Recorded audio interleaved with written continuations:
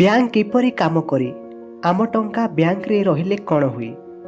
ଆପଣ କେବେ ଭାବିଛନ୍ତି କି ଆମେ ଯେତେବେଳେ ବ୍ୟାଙ୍କରେ 10,000 ଟଙ୍କା ଜମା କରୁଛୁ, ସେହି ଟଙ୍କାଟା କ'ଣ ସେମିତି ହିଁ ବ୍ୟାଙ୍କରେ ପଡ଼ି ରହେ, ନା ବ୍ୟାଙ୍କ ସେହି ଟଙ୍କାକୁ ନିଜର ଫାଇନାନ୍ସିଆଲ ସିଷ୍ଟମ୍ ଭିତରେ ବ୍ୟବହାର କରେ?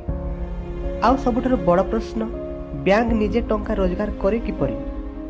ଆମେ ଟଙ୍କା ବ୍ୟାଙ୍କରେ ରଖୁ, ବ୍ୟାଙ୍କ ଆମକୁ ସୁଧ ଦିଏ, ତାପରେ ବ୍ୟାଙ୍କ ଆଉ କାହାକୁ ଲୋନ୍ ଦିଏ। ତେବେ ଏହି ସମ୍ପୂର୍ଣ୍ଣ ସିଷ୍ଟମଟା କିପରି କାମ କରେ? ଆଜିର ଏହି ଭିଡ଼ିଓରେ ଆମେ ବହୁତ ସହଜ ଭାଷାରେ ବୁଝିବା ବ୍ୟାଙ୍କ କିପରି କାମ କରେ, ଆମ ଟଙ୍କା ସହିତ କ'ଣ ହୁଏ ଏବଂ ବ୍ୟାଙ୍କ କିପରି ଟଙ୍କା ରୋଜଗାର କରେ। ବ୍ୟାଙ୍କର ପ୍ରଥମ କାମ ଆମ ଟଙ୍କାକୁ ସୁରକ୍ଷିତ ରଖିବା। ଧରନ୍ତୁ ଆପଣ ପ୍ରତି ମାସ କିଛି ଟଙ୍କା ରୋଜଗାର କରୁଛନ୍ତି। ଆପଣ ଚାହୁଁଛନ୍ତି ଟଙ୍କା ସୁରକ୍ଷିତ ରହୁ ଏବଂ ଆବଶ୍ୟକ ସମୟରେ ସହଜରେ ବ୍ୟବହାର କରିପାରିବେ। ତେଣୁ ଆପଣ ଏକ ସେଭିଂ ଆକାଉଣ୍ଟ ଖୋଲନ୍ତି ଏବଂ ଟଙ୍କା ଜମା କରନ୍ତି। ଏହାପରେ ଆପଣ ATM, UPI, ଇଣ୍ଟରନେଟ୍ ବ୍ୟାଙ୍କିଂ କିମ୍ବା ବ୍ୟାଙ୍କ ବ୍ରାଞ୍ଚ ମାଧ୍ୟମରେ ନିଜ ଟଙ୍କା ବ୍ୟବହାର କରିପାରନ୍ତି। ଅର୍ଥାତ୍ ବ୍ୟାଙ୍କ କେବଳ ଟଙ୍କା ରଖିବାର ଏକ ଜାଗା ନୁହେଁ, ବ୍ୟାଙ୍କ ହେଉଛି ଏକ ଫାଇନାନ୍ସିଆଲ ସିଷ୍ଟମ ଯାହା ଆମ ଟଙ୍କାକୁ ସୁରକ୍ଷିତ ରଖିବା ସହିତ ପେମେଣ୍ଟ, ଟ୍ରାନ୍ସଫର, ସେଭିଂ ଏବଂ ଲେଣ୍ଡିଂ ଭଳି ଅନେକ କାମ ସହଜ କରେ। ତେବେ ଆମେ ଜମା କରିଥିବା ଟଙ୍କାର କ'ଣ ହୁଏ? ଏଠାରେ ଆସୁଛି ବ୍ୟାଙ୍କର ଆଉ ଏକ ବଡ଼ କାମ। ଧରନ୍ତୁ ଆପଣ ବ୍ୟାଙ୍କରେ 1 ଲକ୍ଷ ଟଙ୍କା ଜମା କଲେ। ଏହି ଟଙ୍କାକୁ ବ୍ୟାଙ୍କ କେବଳ ଗୋଟିଏ ଜାଗାରେ ରଖିଦେଇ ରହିନାହିଁ।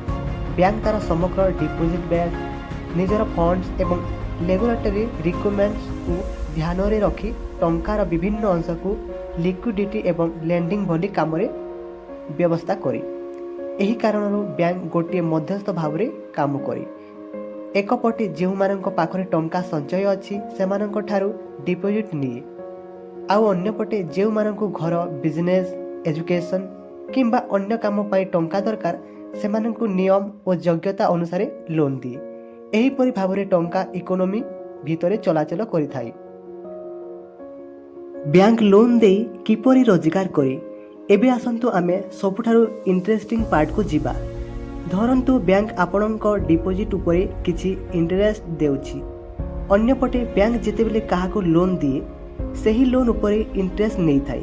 ଉଦାହରଣ ପାଇଁ, ବ୍ୟାଙ୍କ ଯଦି ଡିପୋଜିଟ୍ ଉପରେ ଏକ ହାରରେ ଇଣ୍ଟରେଷ୍ଟ ଦିଏ ଏବଂ ଲୋନ୍ ଉପରେ ତାଠାରୁ ଅଧିକ ଇଣ୍ଟରେଷ୍ଟ ନିଏ, ତେବେ ଏହି ଦୁଇ ହାର ମଧ୍ୟର ତଫାତ୍ ବ୍ୟାଙ୍କ ନେଟ୍ ଇଣ୍ଟରେଷ୍ଟ ଇନକମ୍ର ଏକ ମୁଖ୍ୟ ଅଂଶ ହୋଇପାରେ। ସରଳ ଭାଷାରେ, ବ୍ୟାଙ୍କ ଟଙ୍କାକୁ ଚଳାଚଳ କରାଇ ଏବଂ ଫାଇନାନ୍ସିଆଲ ସର୍ଭିସ ଦେଇ ଆୟ କରେ। କିନ୍ତୁ ଏଠାରେ ଗୋଟିଏ କଥା ମନେ ରଖିବା ଦରକାର, ବ୍ୟାଙ୍କ ଯେତେବେଳେ ଲୋନ୍ ଦିଏ ସେତେବେଳେ credit risk, borrower eligibility, collateral, regulatory rules ଏବଂ ଲିକ୍ୱିଡିଟି ଭଳି ଅନେକ କଥାକୁ ଧ୍ୟାନରେ ରଖେ। ତେଣୁ ବ୍ୟାଙ୍କ ଯାହା ଚାହିଁଲା ତାହାକୁ ଯେକୌଣସି ଆମାଉଣ୍ଟ ଲୋନ୍ ଦେଇଦିଏ ନାହିଁ। ବ୍ୟାଙ୍କ କେବଳ ଇଣ୍ଟରେଷ୍ଟରୁ ଟଙ୍କା ରୋଜଗାର କରେ କି?